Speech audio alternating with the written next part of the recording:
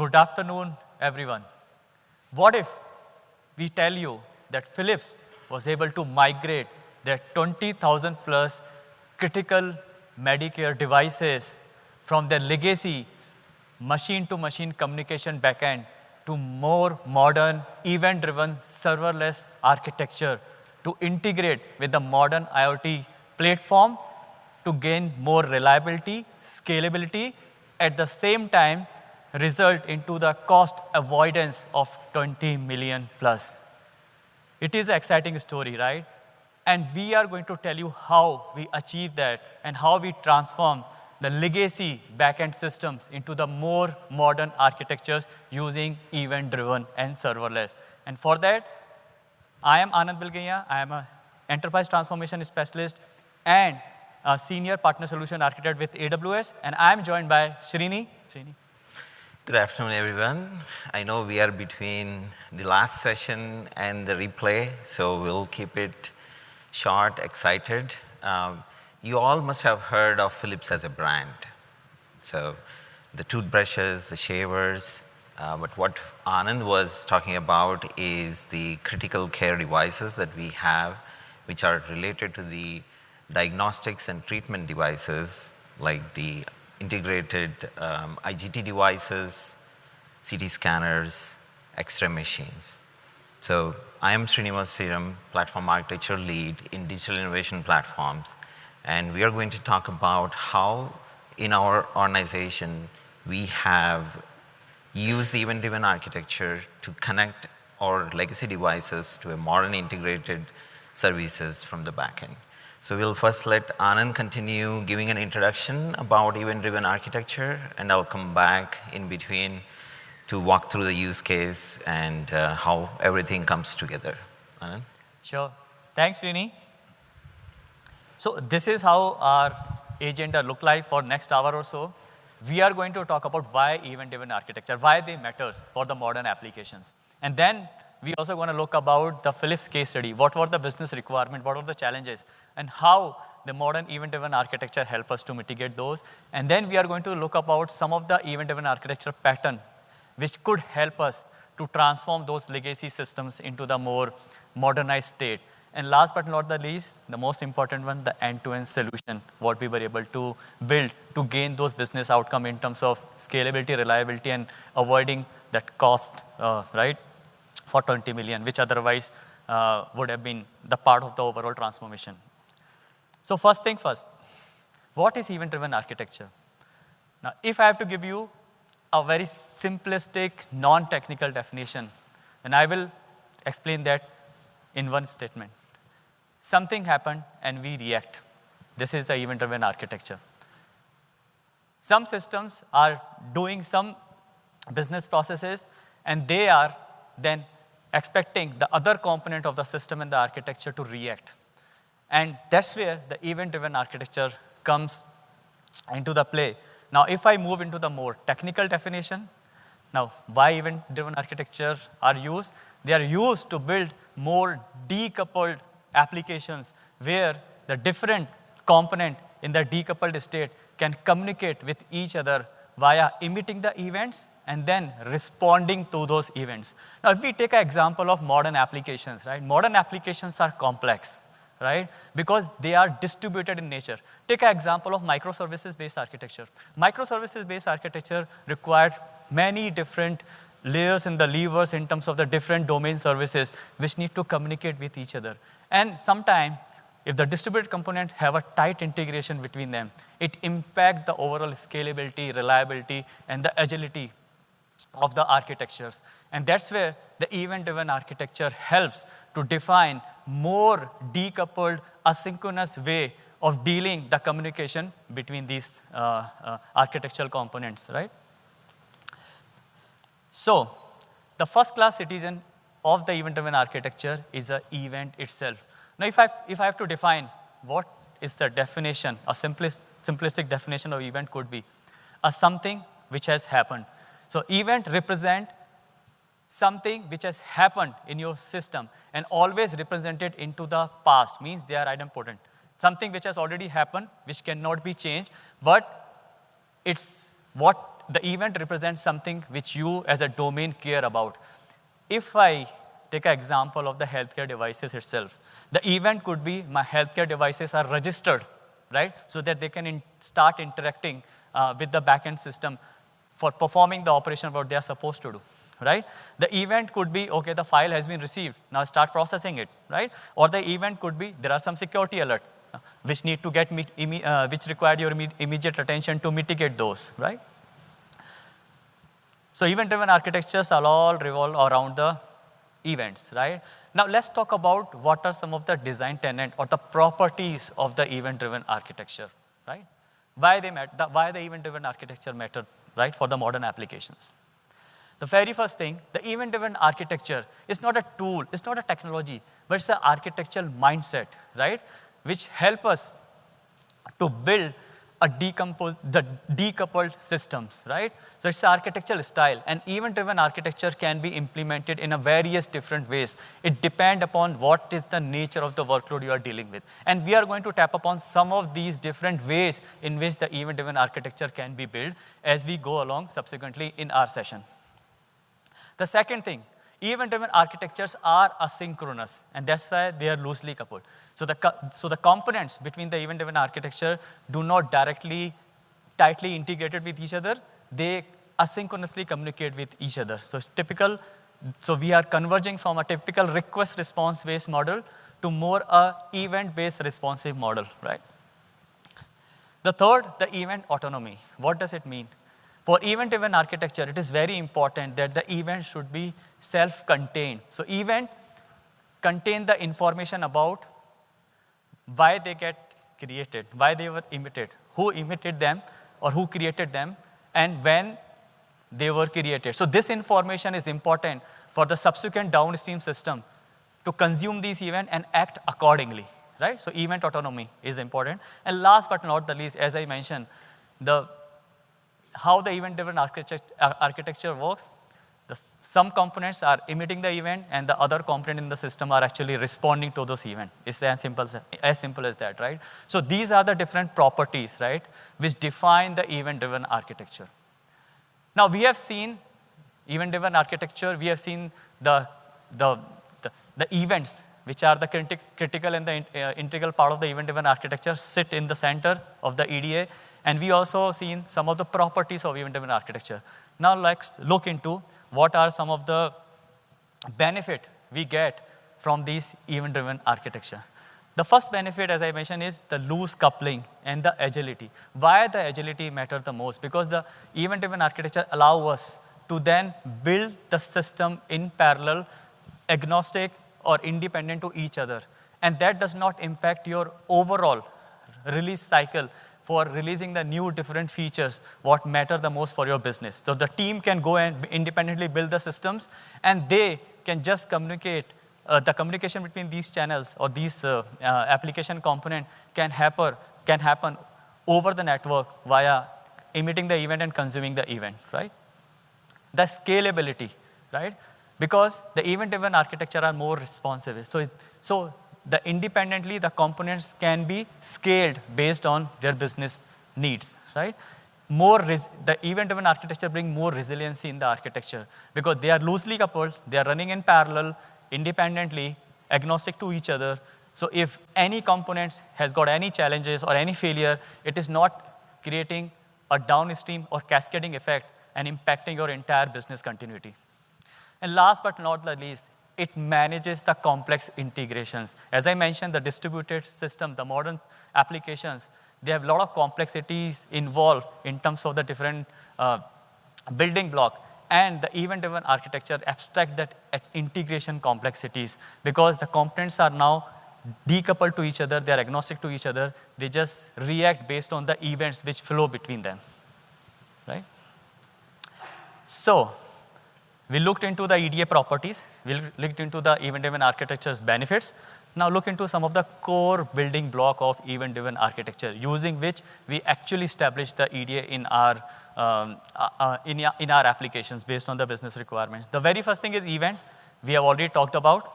The second thing is event routers. So as I mentioned how the event-driven architecture works, there are some producers, There are some components who are actually producing the event. We call them as a producer.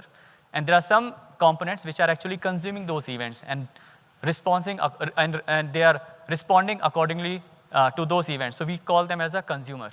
What event router does, they actually sit between the producer and consumer and allow this communication happen. So it's an event router who will then take a ownership of how the event should flow from producer to consumer, right? And the third component is the event store.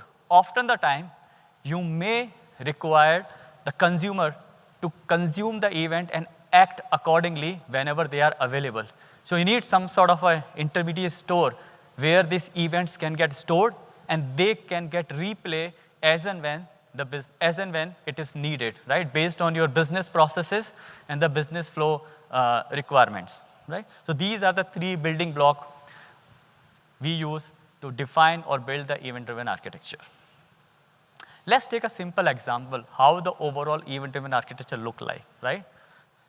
Let's say we are in the world, we are generating a lot of data, a lot of content. So let's say we are generating some data. It could be your images, it could be your document, right? And those data we are storing in our Amazon simple storage service in S3.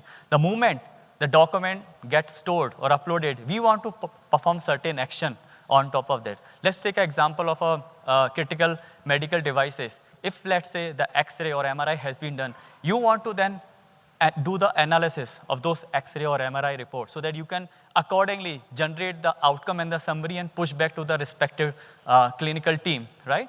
So the document is uploaded to the S3. The S3 as a service can emit an event that the file has been uploaded.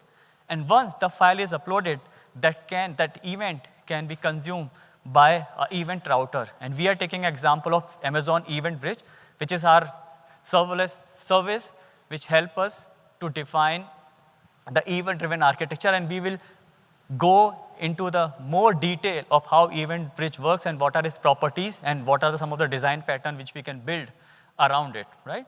And then event router will take this event, do some sort of filtering, apply certain rule based according to your business need, and then it push it to the target system. The target system could be your logic, business logic, which then take that image and then do the certain analysis and then generate the outcome or the summary. So in our case, the producer was the document store, consumer was our Lambda function, which is running a business logic to process that X-ray image or MRI image, and in between sitting as an event router, which is making sure the communication happens between these two components over the events, right? And this is how the event-driven architecture look like. Now with this, let's try to understand the Philips business case, right? And then we will take it from there on to look into the various different, the advanced EDA patterns and the end-to-end solution, right? Which we were able to build for this Philips use case. So Srini, over to you. Thank you, Anand. Yeah.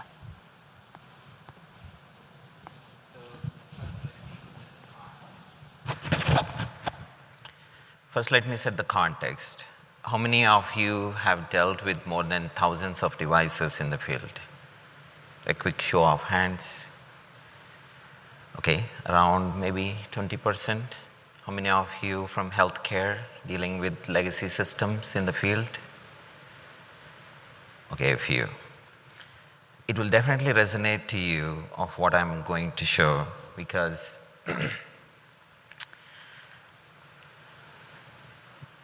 the devices that we ship to these healthcare facilities, the critical care devices, they connect to our backend systems. And Philips has been connecting these devices for a long time. And these devices, they connect into our backend. They are sending the log file information. And normally what happens is this log file informations are processed. There is an alert that gets generated to a remote service engineer. Remote service engineer can remotely connect to the device and see if he can resolve the issue. In some cases, he will not be able to do it by himself, so he would dispatch a service request with a field change order to a field service engineer, and the field service engineer will travel to the specific location where the device is, and he will try to fix it. This is a general serviceability flow. This is how Philips has been trying to deal with serviceability. Services is a larger business model within Philips, because once we ship the device, we want those devices to be up and running 24/7 in the hospital systems. Now, the fundamental challenge that we had, like in any system, the legacy M2M systems that we have had its own end of life. And it came so fast to us, and slowly as well. We had known it many years ago, so we replaced with a modern remote services gateway. But in this case, there were certain devices that could not be updated in time.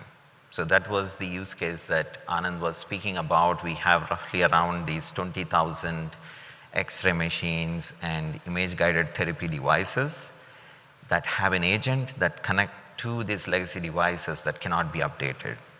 Now, if we do a little bit math around this, a simple trip of an FSC costs around $1,000, and if we just calculate just to restore the connectivity of these devices, it costs us around roughly $20 million just to restore the connectivity.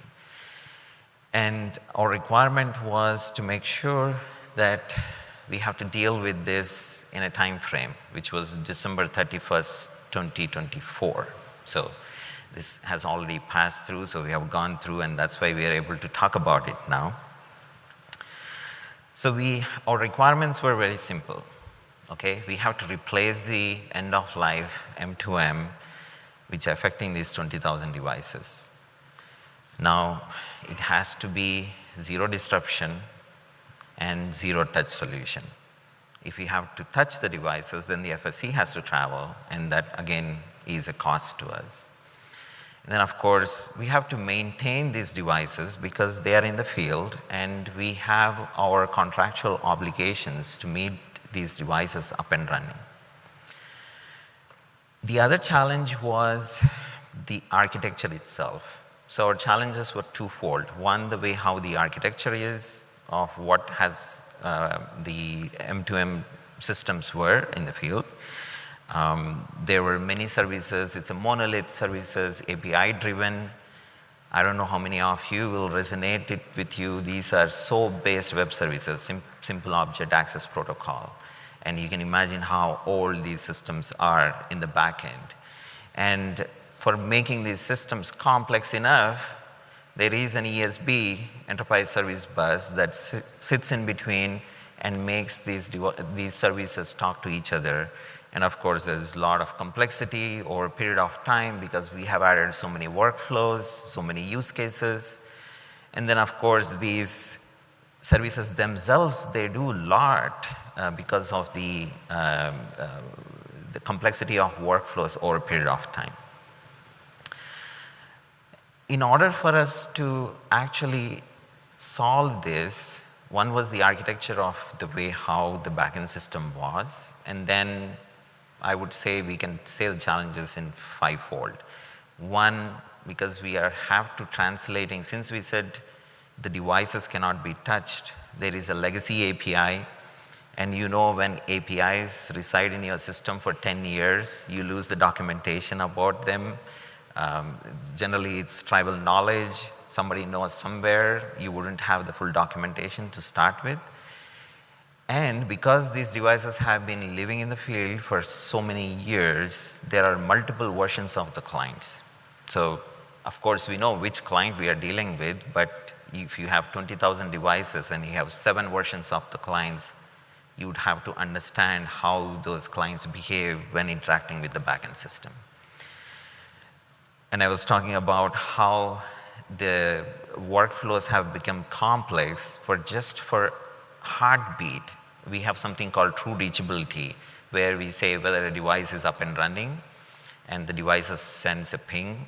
That particular workflow itself has become so complex, even though somebody says, oh, just a ping to my backend system, but we will have to say whether is this device connecting from where it should be. Sometimes some of these devices are mobile based as well, right? And then of course we are in a compliance ecosystem. So anything we touch has to be compliant from a regulatory standpoint. And then the scale of these solution cannot be done at like one go. And I'll come to it in a minute, because as I was saying, these 20,000 devices, we cannot replicate them in our test environment. So this is production data that we are trying to deal with. And in order for us to figure out what is the best solution or the patterns that we want to apply for it, we have to understand how these systems in the field are behaving. We do not have a good digital twin kind of an ecosystem that we can play around and see, oh, this system behaves in this way with this version versus this system behaves. And this is, I'm talking about 25 product lines over the last 10 years. So it just becomes complicated. So these were our challenges. I think I have introduced the use case. I will let Anand come in, dive a little bit deeper into some of the patterns that we would have leveraged or we would have thought best to solve this problem. Thanks, Srini. So what we saw, what Srini just explained, what Philips was having earlier, a legacy machine-to-machine backend, which has taken a form of typical monolithic, right? Now, the first thing we have to do is how we can decompose this monolithic into a more modular, decoupled architecture, right?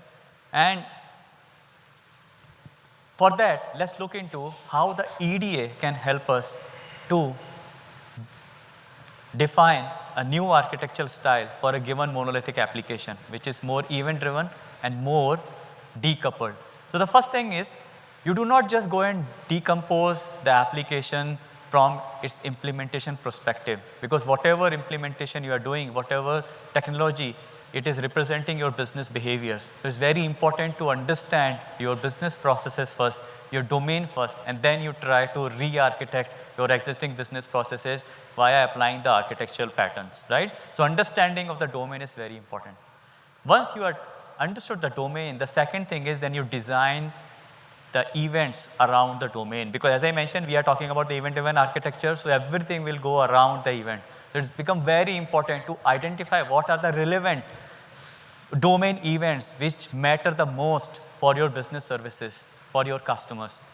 And once you have identified that, then around those events, you apply the right event-driven architectural pattern. As I mentioned, EDA can be implemented in various different ways, right? It depends upon the nature of your workload, the nature of your business processes. You adopt the right pattern according to your need. And last but not the least, once you have identified the pattern, you have the solution ready. Now implementation of that solution then happens via leveraging our AWS serverless event-driven architectural services capabilities, right? Which make it super fast to build the event-driven architecture for your business applications, right? So let's first look into the domain. Let's start with the domain, right? Let's do the things architecturally right, right? So what is the toughest part? The toughest part is to how do we decompose this monolithic application into the more modular microservices based architecture, right? Now, why it is important? It is important because as we know, monolithic applications are complex. They have a lot of challenges in terms of their scalability. If you have to scale any part of the monolithic application, you end up deploying the entire application, which increase a lot of operational overhead, as also increase your cost. And as well as any issue in any part of your application may bog down the entire application. So it also impact your business continuity, right? So they are not scalable, they are not reliable, right? Operationally also there are challenges with the monolithics. It's always better to transform these monolithic into the more modern architecture, like a microservices based architecture, like a event-driven based architecture. And how this can be, but the question is, how do I break my legacy monolithic application? You talked about, okay, understand the domain. How will I understand the domain? Who can help me to understand the domain? What is the process around it? So what happens? Often we have seen the application owners, they start the journey of decomposing any monolithic into the more decoupled architectures, but they fall into certain pitfalls. Now, what are those pitfalls? The very first pitfall is the distributed monolithic. They try to, and distributed monolithic can happen via applying the horizontal tiering. What the application owners try to do, they try to group the related components, the similar components of the application together, and then carve out the different smaller sub-module out of your monolithic application, right? And then they try to decompose this application in this way, right? So they take a monolithic, they try to merge the similar components which are interacting to each other in a single group, and they try to converge into the smaller sub-module of the application, which again take a shape of the smaller monolithic application. And they all inherit the challenges of otherwise the monolithic application have. The second pitfall in which the application owner fall into is the nano services. And that happens via applying the vertical tiering. So they look into the different functionality from the UI perspective, from the web user interface perspective, how the end user is interacting with their application, and they try to split the application functionality based on those UI screens. And imagine if you have an application which has hundreds and thousands of the user features, right, or the screens, then you may end up having multiple services, and that create a lot of chattiness in your environment. So how this works, So you have a monolithic, and you are actually decomposing into the multiple smaller granular services. And that create operational overhead because managing many services are challenging. At the same time, you also need to think about the lot of chattiness which these applications can create in the environment. And that's where the right granularity is a key. So how do we achieve this right granularity? So the right granularity can be achieved when we have a right understanding of our domain from the business owner and the application owners. So if our business owners and the application owners are having the common understanding of the domain, then they can define the right boundaries and the right granularity in which any given monolithic application should get decomposed. And one such architectural practice and the methodologies we have seen customers using is a domain-driven design, which was first talked about by the Eric Ivan. What did he mention? He mentioned for any software development, the technology should not be the first focus. Rather, the business processes and the activities which need to get supported by the technology should be the focus, right? So the domain-driven design helps us to get the details around the domain and bring the application owners, the domain owners, and the domain expert and the application expert and the application owner on the same understanding, right? So that they can take the right decision. Take an example of healthcare, the use case what we are talking about. For us, the domain is healthcare. Under that domain, there could be a multiple subdomains. For example, we are taking a case of critical medical healthcare devices around imaging. For example, X-rays, right? And then, so the imaging become the one of the subdomain. And under that subdomain, you need to define what are some of the core functionality which matter the most for my business, which I want to transform, which I want to decompose, right? So this analysis can be done using the domain-driven design. I'm not going to go into the much detail of this subject because you can have your, reading around this topic, right? I recommend that, go through what are some of the design principle around the domain-driven design, but this helps, right? The business owner and application owner to have the shared understanding, right? But, okay, domain-driven design can help us to understand the domain, right? But the Alberto Brandolini, right? He's the inventor of the EventStorming. He mentioned a very interesting quote, like whatever goes into the production is not always the expert knowledge of the domain expert, rather the understanding or misunderstanding of the developers. And that's what's happened. You need to make sure your application owners are understanding your domain perfectly fine, right? According to the business owner's need. And the business owners are also aligned to that. And how do we get that? How do we convert our application owners or application team into the domain expert?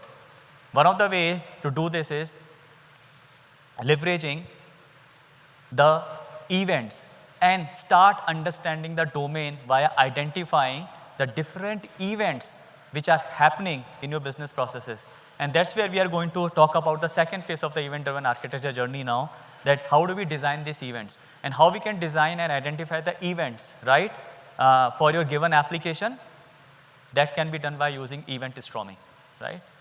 And EventStorming is another architectural methodology which can be adopted to identify the different events which are happening in your system. Let's take the example of the event could be the device got registered, right? Now, and what are the commands which are actually which are getting executed in your system to generate those events? Who are the producer of those events? Who should be the consumer of those events? What should be the some external system which should care about those events? So all this analysis can be done by using EventStorming. Now, EventStorming is again like a domain-driven design, is an architectural style, it's a methodology. I will encourage you to go through it so that you can apply this pattern to identify in your business requirement, and so that you can get a right shared understanding of your given business domain, right? So what happens? So decomposition, how it happens? So it happens via domain event. So we call it as a domain-driven, domain event-driven decomposition. So in this case, domain-driven design and the EventStorming, the knowledge of both the architectural methodologies can come together to identify the right microservices boundaries for you. How this happens? You perform the domain analysis, and then you apply the EventStorming in that domain to identify the respective events, and then from there you go into the respective bounded context. So each domain service will have its own context under which it want to perform the certain capabilities, right? For example, if I have a device registration service, what should be the capability of the device registration service? What are the tasks it's supposed to do? So that understanding is nothing but the bounded context which can be arrived using this particular methodology. And last but not the least, each bounded context then converge into the right microservices, right? So let's look into the one example how the EventStorming output can look like for a device registration flow. So we identify in EventStorming exercise who are the actor. Actor could be a device, it could be a machine, it could be the user. In our Philips healthcare use case, it is a device who is currently going to emit some event. So it become a producer. Now device perform a command, let's say register me, register device. It's a new device which is getting onboarded to any medical facility. It will emit a command, register me. Then this command will actually produce some event. Okay, the device is registered. And this event may have certain business policies. For example, before registering the device, validate the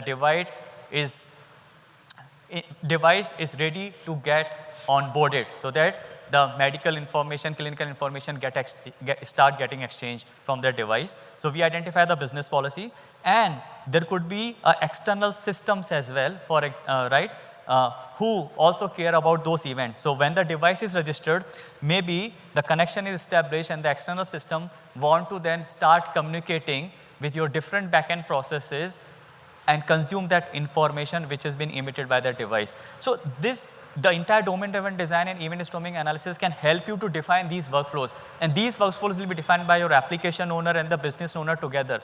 And then the intent here is you combine the related domain events and then converge to the granular boundaries and the granular microservices. So with this, and what we did, we applied the same design principle, domain-driven design and EventStorming in the Philips legacy machine-to-machine backend system, and then we converged into the different services with the right granularity. So we could converge to the services, for example, registration service, which take care of the registering the device, the alert service, where when the device sends the alerts, how to consume and how to act on that, the file transfer, because these devices will keep sending the data at a certain frequency, how we can consume that and process them, and the polling service, as Srini was mentioning, for checking the health of the devices. And then there was a communication which was happening between these devices via applying the asynchronous architecture or event-driven architecture, which we will see in a moment, right?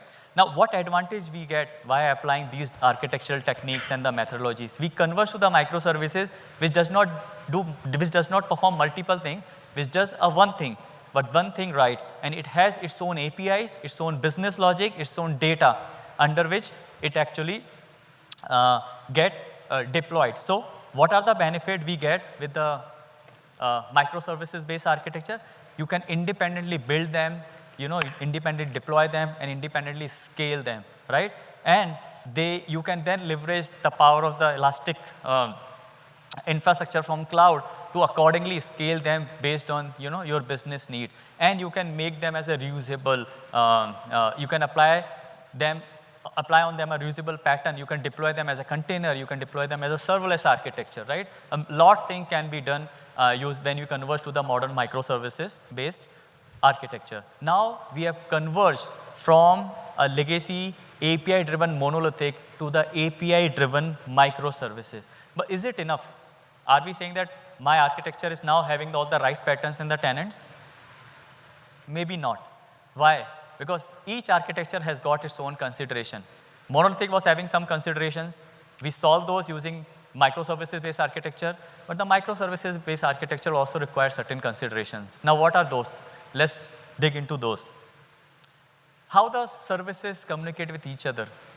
Each microservice will be communicating over each other over a network.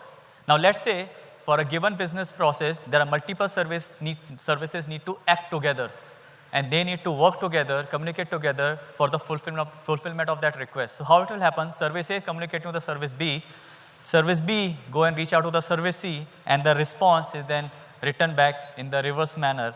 Now there could be a different possibilities, right? What if the service B goes down? What if the service C is slow? So a lot of different design considerations which are also need to be considered when we are building a microservices based architecture.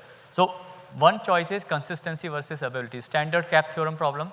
Do you want all your system to see the same consistent state versus you want your system to be always available to react for the request? The latency versus throughput. What matters the most? The how fast you get the response versus how many requests you can manage, right, for your given system.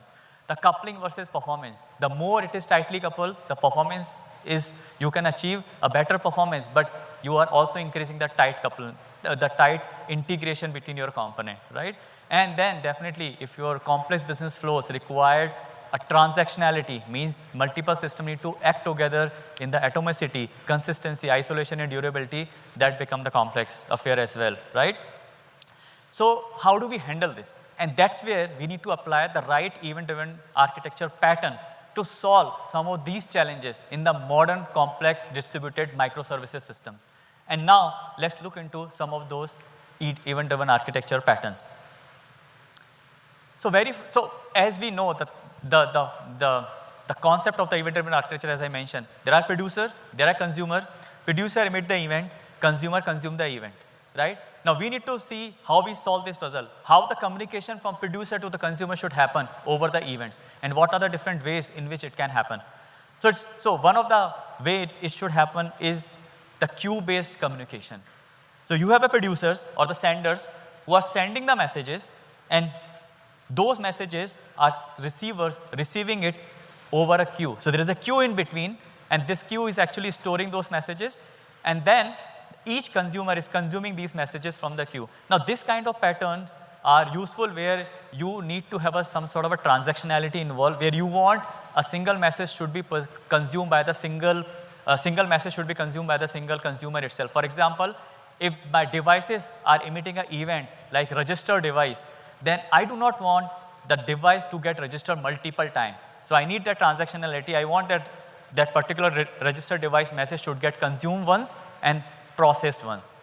So this kind of architecture help us to define those, to handle those use cases in our Philips RSG use case. The second is the stream based. In certain scenario where what happens, you have a senders who are emitting the events or the messages, you may want to replay them more than once. For example, if the device is sending certain alert, you want to keep notifying the end user or the admin or the relative staff to fix that problem. There are some challenges, and you want to do that at a certain frequency. So you want to replay the event, right, at certain frequency. So you will leverage the stream-based communication between the producer and the consumer.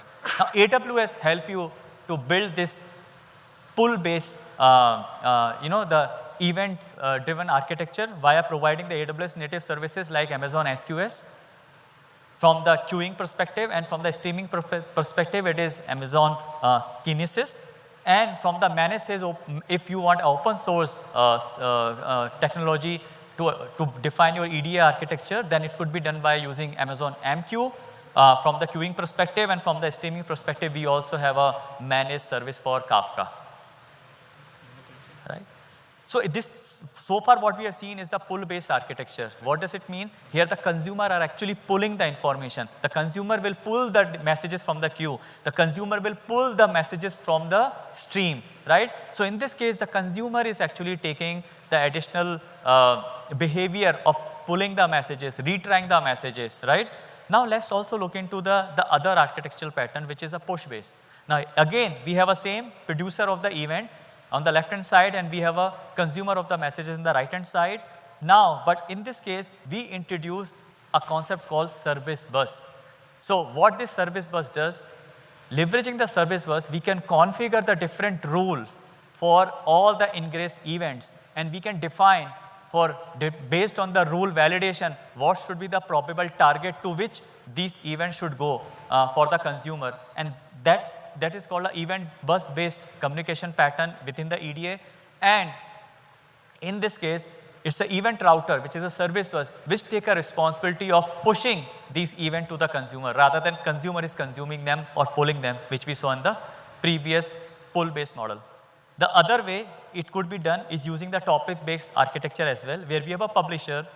Publisher is also publishing the messages, and we define the different topic, and there are consumers who can subscribe to the related topic, and whenever the producer is pushing any message to the topic, all the subscriber who have subscribed to that topic, they all get the messages or the notification. A typical publisher subscriber pattern what we are talking about, right? And AWS does support these capabilities as well via different native as well as the open source managed services. In case of event bus based architecture, we have a event bridge, and in case of topic based architecture, we have a SNS, and also for the managed open source, we have Amazon NQ, right? So how the overall end-to-end EDA implementation look like, right? So as I mentioned, we could have a different event producers. Those could be your AWS services, those could be your microservices, those could be your third-party SaaS application, emitting an event, and let's say the event bridge as a router, is consuming those events, applying the rules, doing the filtering, and then configuring the target to push this event to the different consumers, like running a different workflows. For example, if device registration is a multi-step process, then that process need to get kicked in, and that could be done by invoking our workflow, business process workflow via step function, or maybe notifying the admin if there are some device alert using the SNS, or maybe pushing these events or the messages to the other backend downstream microservices if transactionality is important and multiple services need to act together for the fulfillment of the business requirement. Right? So I think, yeah, this is the previous slide. Now, with this, now we have understood the end-to-end event-driven architecture patterns and how the communication happen. Yeah.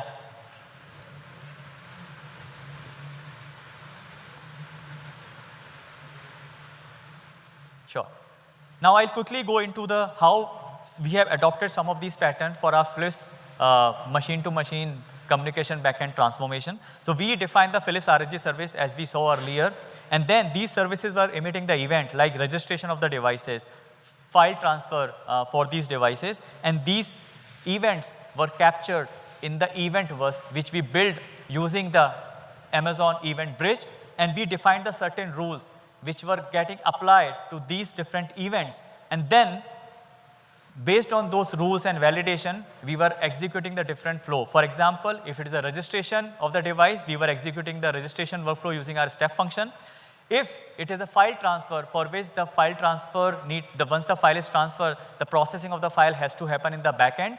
For that, it's a dedicated queue to which we need to push these messages for our file transfer service. So we are pushing these messages and event to the dedicated queue for that service. Or it could be the alert, right? We have to consume the alert and act accordingly. So this is how we were able to manage the communication using event-driven architecture between the different medical care RSG services as well as the respecting business processes or their dedicated queues, right? The other was the choreography pattern. The choreography pattern is very important, which comes handy when you are dealing with the different domain services, and each services need to communicate with each other across the domain boundaries. And in our RSG use case, the remote services gateway use case for the flips, we had exactly the similar requirement, where the different services like registration, file transfer, and alert need to also had an interaction with the different architectural components like workflows, the messaging queues, and we were doing that via interacting or communicating these services with the different business processes using the event, right? And this choreography pattern, what we have built using the Amazon Event Bridge. So left hand side we have a services, right hand side we have a step function, messaging queues, and all those are getting integrated to each other over the event using the survey bus. The last but not the least is the orchestration pattern. Take an example of the device registration flow again. The device registration is a multi-step process. It first need to validate the device. If the validation is successful, it registers the device. If the registration is successful, it notify either success or the failure to the respective stakeholders. Now, sometime in a given domain boundaries, you need to orchestrate these multi-step process, these tasks, and how this can happen in event-driven architecture. It could happen via applying the orchestration pattern. So how this happen? Let's look into the registration device flow. Once we get a registration device event alert from the devices, we first start the workflow, validate the devices, register the devices, and if the registration is successfully complete, we publish the device registration is successful as an event, or if it is failed, we notify to the end users, they saying that, or the admins that, okay, the event has failed, the registration is failed. And we end our workflow, and this could be done applying the step function. So the choreography and the orchestration both are important. Choreography for applying the multi-step process within the service domain, and choreography for applying the communication across the domains, right? So that was another pattern which we leverage for Philips RSG use case. Last but not least, again, the integration. We so far talked about a lot of integration between the different components, but often the applying the integration can be hard for the developer. They have to spend an undifferentiated effort to build this integration logic, and how we can solve that. So for take an example, there are a lot of events which has been emitted, right, by our transactional system. Let's take an example of DynamoDB, and we want to apply certain filtering on those events. Not all events we want to respond or act upon, right?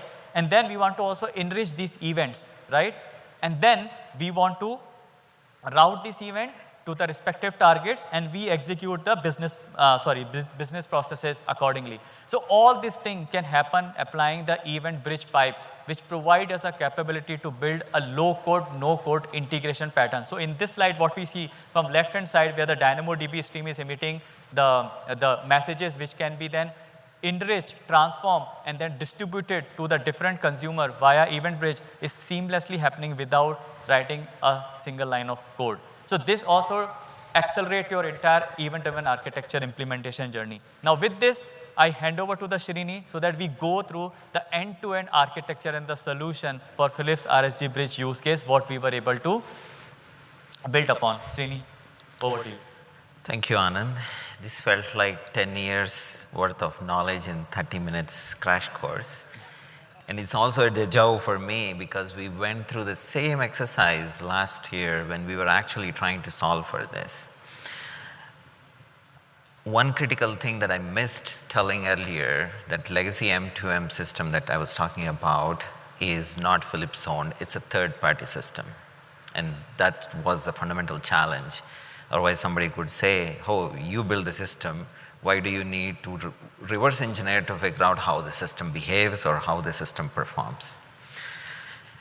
In order for, so resetting the context, right? So we have on the left side the devices that have an agent that cannot be updated. And then on the right side, we have the legacy M2M services, which is going end of life. We have to replace that with a modern system, which we have done, and many of our existing systems were able to migrate, except for these 20,000 devices. The main requirement was we cannot touch the devices to connect to this modern system. Now, how do we do? That's where the bridge comes in. And Anand has been talking about RSG bridge. So let me walk you through how the overall architecture has come through. So the first thing that we had to do was we had to run a workshop, and there are three things that Anand talked about. Understand your domain, understand how your events are, what patterns you can apply, and how all of those things are going to come together. So these, right now, the existing architecture, the flow that I'll talk through is existing architecture. So we have these medical devices connecting into the AWS private link, because we don't want any of our healthcare data flowing out of internet. It goes through a network load balancer to an application load balancer and into the legacy M2M backend. This flow is important, and we had to start here because we want to understand how these request responses were. And this is where the domain-driven design actually came into a big help for us.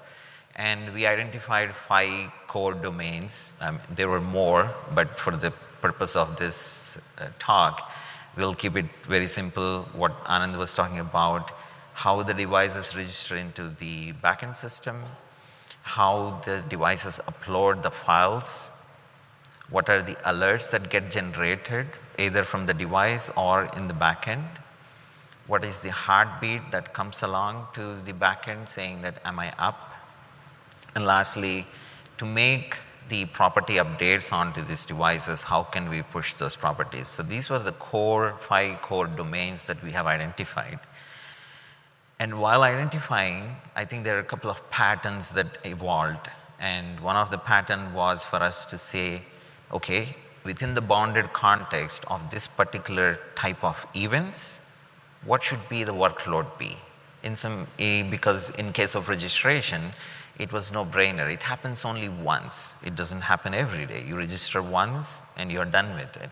So our choice was to use a Lambda service to properly process those events.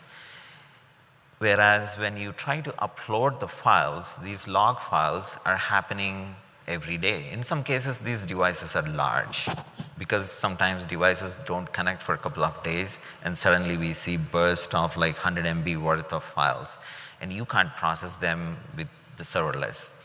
So that's where we had to use Amazon ECS Fargate to process these long-running processes, wherein the files used to get stored in Amazon Simple Storage Service.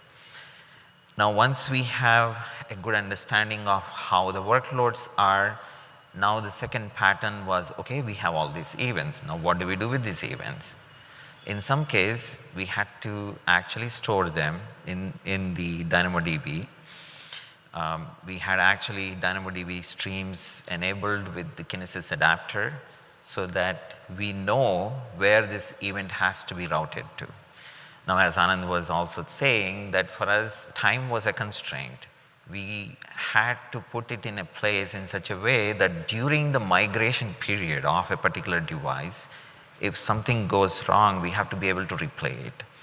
So we had used the Amazon Event Bridge pipe to filter these events, to be able to know which route or which service or which queue to go into. And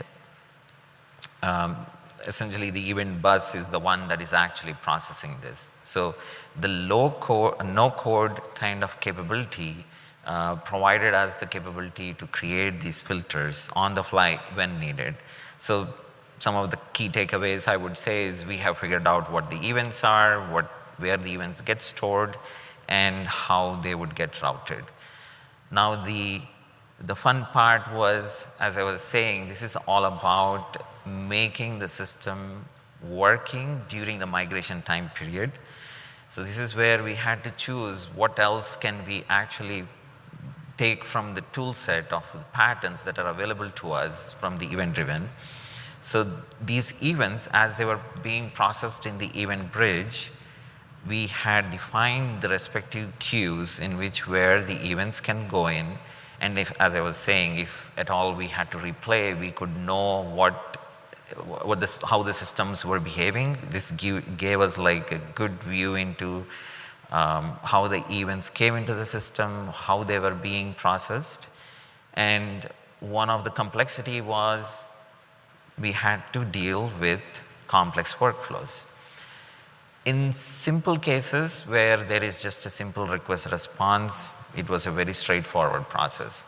And given the time constraint that we were dealing with, step functions gave us the best possible implementation where we could really see and figure out how each of the steps were being performed, and if need be, if you have to go back and change something, it was pretty easy for us to go back and change. And trust me, we did the migration over a period of 3 weeks in the month of December, and we were almost deploying every day into the production some or other services. So the microservices allowed us to be able to deploy the changes that we want. The event bridge filtering allowed us to say, hey, should we turn off this filter? Should we tweak something? And then these services eventually talk into the more modern IoT system that we have built in. So the outcomes were good. That's why I'm on this stage. We were successfully able to bridge those 20,000 devices from the legacy system to the new IoT system, all on the AWS serverless. We also were able to do it without the cost of that 20 million that we talked about earlier, avoiding the field trips. And then of course, there was no interruption. So we achieved zero touch, zero down, fully compliant, and I felt like whatever that we were doing was not short term. It was not a bridge for a short term, but it's a bridge for us to go into the future. So in summary, I would say, I think if you ask me, Anand was exactly right. We have to start with domain, and it's not technology. And it is, in this case, our teams were very well versed understanding what serviceability workflows look like, but still we had to understand a system that we were not aware of. So EventStorming, domain-driven design gave us the right serverless boundaries. Anand was also talking about how loose coupling beats tight efficiency. The architecture, which is the event-driven architecture, which is a mental model for us, was to be able to adapt to the API-driven microservices. And I would also say that we had to mix a little bit of choreography in some type of services and use orchestration within the services so that we are able to process them properly in a multi-step changes. And then lastly, we think in platform. And we cannot think in just point solutions, because once we have this platform that is up and running, it scales, and it scales across multiple devices, multiple years. So this is what I would like to end with the talk. I hope we have given a good insight into what the Philips journey was over those last 6 months before we get to that December 31st, 2024. And hopefully you know and resonate this, the process that we went through. Hopefully you can apply it in your own journeys where you have legacy systems that you deal with. Thank you. Thanks, Srini. And thank you. And you folks can also, learn more about the different event-driven architecture pattern from our serverless land. So, right, and you can scan the QR code, it will send you to the website, and then you will find much more pattern than what we talked about, and also the different type of implementation of some of the pattern which we also covered as part of our talk today. So with that, yeah, as mentioned, thank you. Thank you. Thank you.